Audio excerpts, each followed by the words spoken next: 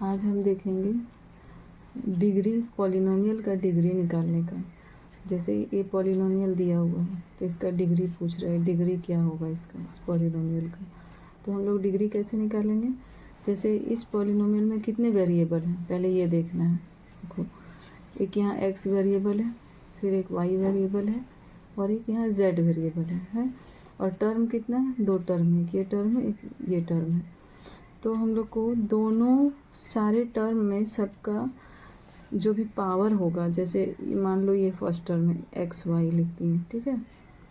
ठीक, इसमें हम लोग को इसका जो पावर होता है, एक्स का पावर क्या है, कुछ नहीं है तो यहाँ 1 है, और वाई का पावर क्या है, कुछ नहीं तो 1 है, ठीक है। तो ये पावर को हम लोग ऐड करेंगे, तो पावर को ऐड करने से क्या आएगा, 1 + 1 = 2, ठीक है। तो इस फर्स्ट टर्म का डिग्री हो गया 2। अब इसका क्या होगा, सेकंड टर्म का, सेकंड टर्म में एक ही है वेरिएबल z, तो यहाँ पर इसका 7z जो है, इसका जो डिग्री है वो कितना हो गया, 1। सिर्फ वेरिएबल हम लोग देखते हैं, कांस्टेंट को नहीं देखना है। तो वेरिएबल का डिग्री 1 है, ठीक है। अब यहाँ पर देखो हाईएस्ट डिग्री कौन सा है, 2 हाईएस्ट है, 2 और 1 2 आया मेरा, तो हाईएस्ट 2 हो गया, ठीक है। तो इस टर्म का डिग्री 2 है और इस टर्म का डिग्री 1 है, तो जो हाईएस्ट डिग्री होगा वही कहलाएगा पूरा पॉलिनोमियल का डिग्री, ठीक है। तो इसका डिग्री क्या हो गया इस पॉलिनोमियल का, xy + 7z है ये पॉलिनोमियल, तो डिग्री हो जाएगा, डिग्री = 2, ठीक। समझ में आ गया। नेक्स्ट क्वेश्चन देखते हैं। नेक्स्ट क्वेश्चन है x² - 6x³ + 8, ठीक है। यहाँ देखो इसमें कितने वेरिएबल हैं, यहाँ पर तुम्हारा वेरिएबल है सिर्फ x, देखो सारे टर्म में इसमें वेरिएबल 3 टर्म है, एक ये टर्म है, एक ये टर्म है, एक ये टर्म, 3 टर्म है। और अगर हम लोग वेरिएबल काउंट करें तो कितना वेरिएबल है, सिर्फ x है। देखो यहाँ भी x है, यहाँ भी x ही है, और यहाँ पर तो कोई वेरिएबल है ही नहीं। तो यहाँ पर जो डिग्री हाईएस्ट जो हो जाएगा, जो भी पावर वेरिएबल का हाईएस्ट कहाँ है, यहाँ इस वेरिएबल का पावर क्या है, 2 है, इस वेरिएबल का पावर क्या है, 3 है, तो हाईएस्ट कौन सा है, 3 है, इसमें तो कुछ है ही नहीं। तो हम लोग इसका डिग्री क्या लिखेंगे, डिग्री = जो हाईएस्ट रहेगा वो हाईएस्ट है 3, ठीक है। ये आंसर हो गया इसका। तीसरा क्वेश्चन देखते हैं। जहाँ एक वेरिएबल रहेगा सिर्फ, वहाँ तो तुम कोई टेंशन है ही नहीं, सिर्फ देख लेना है कि हाईएस्ट कितना पावर है। देख लो यहाँ पर भी देखो 3 टर्म है, एक ये और एक ये, 3 टर्म है, तीनों में एक ही वेरिएबल है, y है। अब हाईएस्ट देखना है, यहाँ हाईएस्ट 8 है दिख रहा है, यहाँ तो 2 है, यहाँ पे कुछ नहीं है तो 1 है, ठीक है। तो हाईएस्ट कितना हो गया, 8, तो इस पॉलिनोमियल का डिग्री 8, ठीक है। अब नेक्स्ट 4, xyz - 3, xyz है, देखो यहाँ पर 3 वेरिएबल, इसमें कोई वेरिएबल इस टर्म में नहीं है तो इसको हमको देखना ही नहीं है। इस टर्म में 3 वेरिएबल हैं और तीनों का पावर देखो, इसका पावर 1 है, इसका पावर भी 1 है और इसका पावर भी 1 है। अब तीनों पावर को हम लोग ऐड कर देंगे तो डिग्री क्या हो जाएगा, डिग्री = हो जाएगा 1 + 1 + 1 = 3, ठीक है। क्योंकि हम लोग को सबसे पहले टर्म देखना है कितने टर्म है, और सारे टर्म अलग अलग टर्म का, एक एक टर्म का सबका हमको डिग्री निकालना है। जैसे यहाँ पर निकाले थे ना, 2 टर्म था, एक ये टर्म था, एक ये टर्म था। तो इस टर्म में हम लोग क्या किए थे, इसका डिग्री पहले निकाले, 2 आया, फिर इस टर्म का डिग्री निकाले, यहाँ 1 आया, तो जो हाईएस्ट था वो डिग्री हो गया। लेकिन यहाँ पर देखो 2 टर्म यहाँ भी है, लेकिन यहाँ तो वेरिएबल है ही नहीं, तो इसको हम लोग नहीं देख रहे हैं। इस वेरिएबल में हम लोग देखेंगे इस टर्म में, तो डिग्री 3 आया, यही हाईएस्ट है, तो ये इसका आंसर हो गया 5 number. xy + y Z square minus Z x cube. अब इसमें देखो, इसमें कितने टर्म है, एक ये टर्म है, एक ये टर्म है और एक ये टर्म है, 3 टर्म है। अब तीनों टर्म का अलग अलग डिग्री निकालेंगे। सबसे पहले इस टर्म का निकाल लेते हैं, जैसे एक्स वाई है, ठीक है। तो इसका पावर कितना है 1 एक्स का, और वाई का पावर है 1। दोनों का पावर को ऐड कर देंगे, 1 + 1 = 2, ठीक है। तो इस टर्म का डिग्री हो गया 2। अब इस टर्म में देखते हैं, वाई है और जेड स्क्वायर है, तो वाई में कुछ नहीं है तो 1 है, और जेड में तो 2 है, तो पावर को ऐड करते हैं, 1 + 2 = 3। अब यहाँ देखो, जेड है और एक्स क्यूब है तीसरा टर्म। इसमें देखो, यहाँ पर इसका पावर 1 है, कुछ नहीं है, तो 1 + 3 = 4 हो गया, ठीक है। अब देखो हाईएस्ट कौन सा है इसमें, तीनों में 2 3 4 में हाईएस्ट तो ये है, तो डिग्री क्या हो गया इस एल्जेब्रिक एक्सप्रेशन का, डिग्री = 4, ठीक है। ये हो गया इसका आंसर। अब हम लोग नंबर 6 बनाते हैं, ये लास्ट क्वेश्चन है इसका। x⁵ y⁵ minus 8x³ y⁴ plus 10x⁴ y⁴ और z⁴ है, ठीक है। अब इसमें हम लोग यहाँ पर देख लो पहले कितने टर्म है, एक ये टर्म है, एक ये टर्म है और एक ये टर्म है। अब तीनों में हम लोग वेरिएबल्स का डिग्री निकालेंगे सबसे पहले, तो निकालते हैं। देखो पहला टर्म में देख लो, x⁵ y⁴ तो इसका डिग्री को ऐड करते हैं, यहाँ 5 है यहाँ 7 है, 5 + 7 = 12 हो गया। सेकेंड टर्म देख लो, x³ कांस्टेंट नहीं लिखेंगे, सिर्फ वेरिएबल लिखेंगे, ठीक है। कांस्टेंट का ज़रूरत है ही नहीं, क्योंकि इसका हमको पावर ऐड नहीं करना है, बस हम लोग को वेरिएबल का पावर ऐड करना है। ये दोनों वेरिएबल है यहाँ पर, तो ये सब हम लिख के इसका पावर ऐड करके देख लेते हैं। 3 + 8 कितना हो गया, 11 हो गया। अब इसमें देखो, इसमें भी 10 नहीं लिखे, इसका हम लोग निकाल लेते हैं पावर, कितना हो गया, 4 + 4 + 4 कितना हो गया, 12, ठीक है। 4 4 8 8 और 8 और 4 12।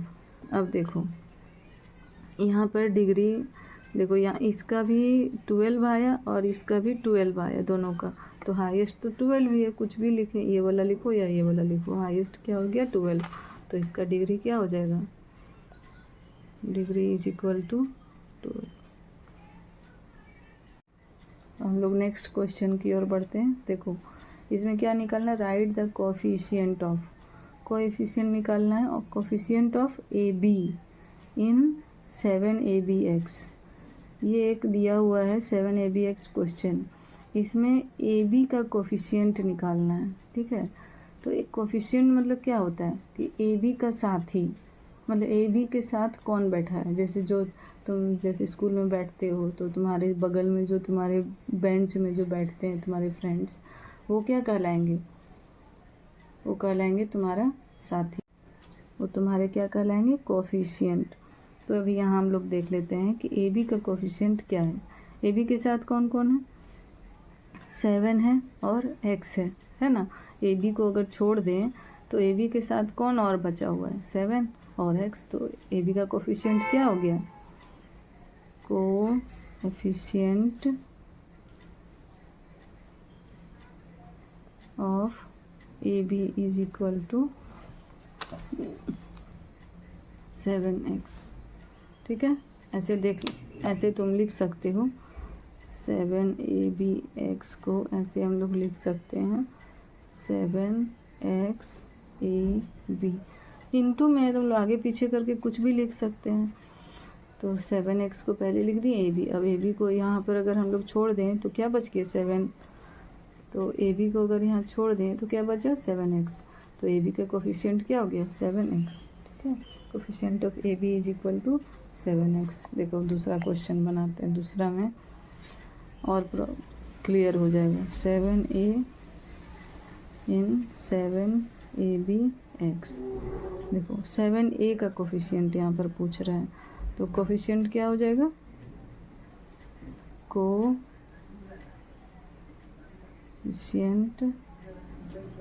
Of 7a is equal to क्या हो जाएगा बताओ। 7a का कोफिशिएंट बोला है, यहाँ 7a को अलग कर दो, 7a बचा क्या, bx बचा ना, तो 7a का कोफिशिएंट क्या हो गया, bx हो गया आंसर, खत्म, बहुत ईजी है। 5x² इन 5x² माइनस 5x, 5x² का कोफिशिएंट यहाँ पे पूछ रहा है हमें, तो 5x² का कोफिशिएंट क्या हो जाएगा, देखो इसका कोफिशिएंट क्या हो जाएगा 5x² का, 5x² यहाँ पर देखो दो टर्म है, एक ये है और एक है, 5x² किस में है, ये वाला टर्म है 5x² है ना, तो इसमें देखेंगे 5x² के साथ और क्या है, कुछ भी नहीं है, कुछ नहीं है तो 1 तो इंटू सबके साथ रहता है ना। यहाँ क्वेश्चन फिर से लिख देते हैं, नहीं तो तुम्हारा क्वेश्चन थोड़ा गड़बड़ हो जाएगा। 5x² के साथ यहाँ पर कुछ नहीं है इसके साथ, तो यहाँ 1 है इंटू में, कुछ नहीं है तो इसका कोफिशिएंट क्या हो जाएगा 1, coefficient of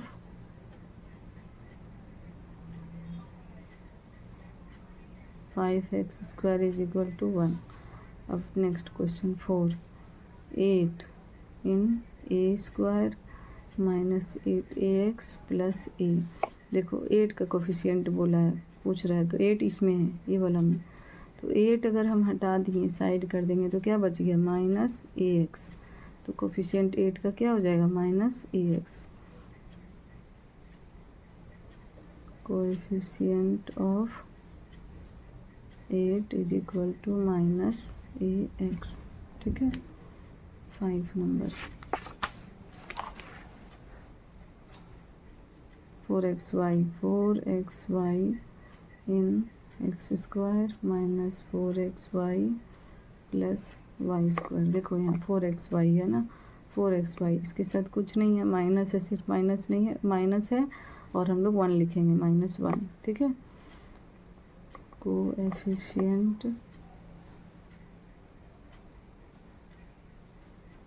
of 4xy is equal to -1, हो गया आंसर कंप्लीट। अब नेक्स्ट क्वेश्चन बनाते हैं।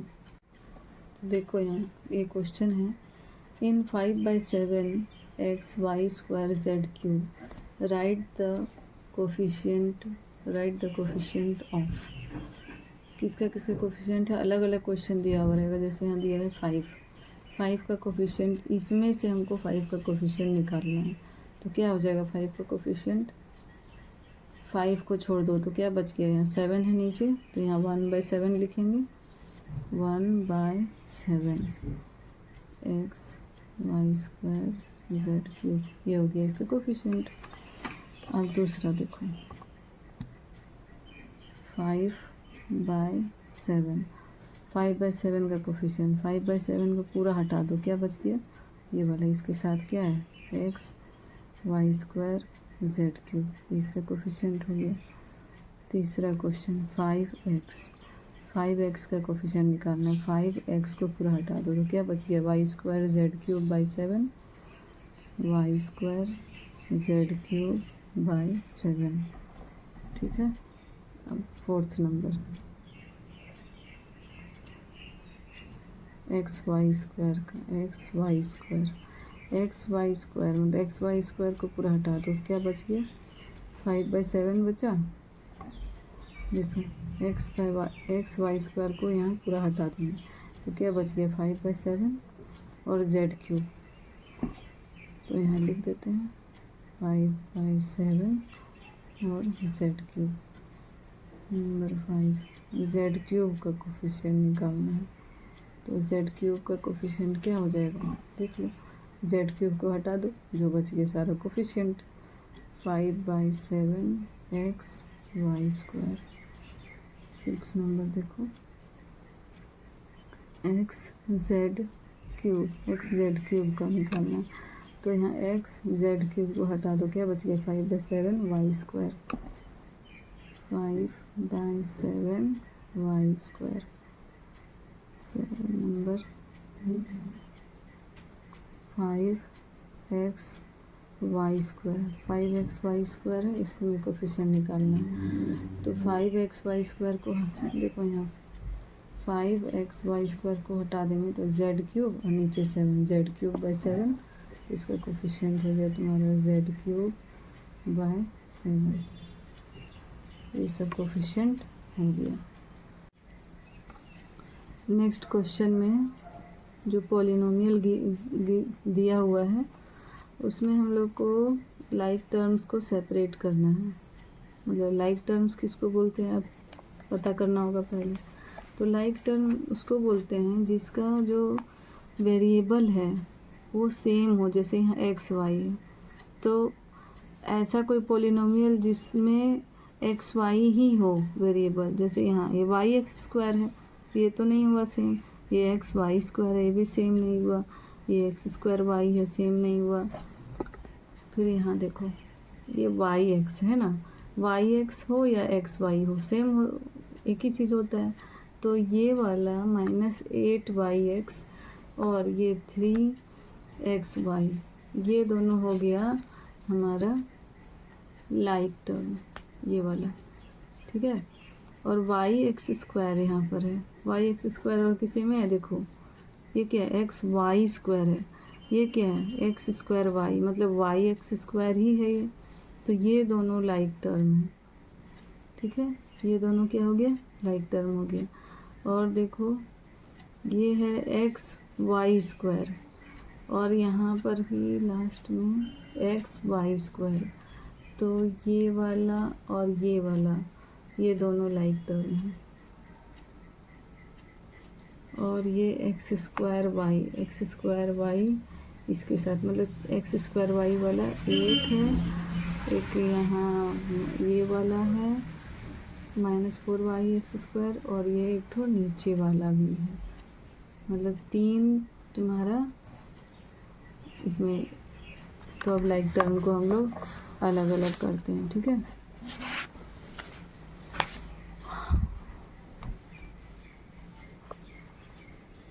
(3xy,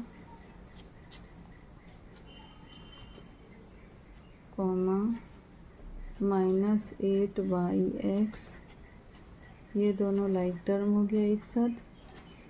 फिर हो जाएगा -4yx² और yx² और कहाँ है ये वाला,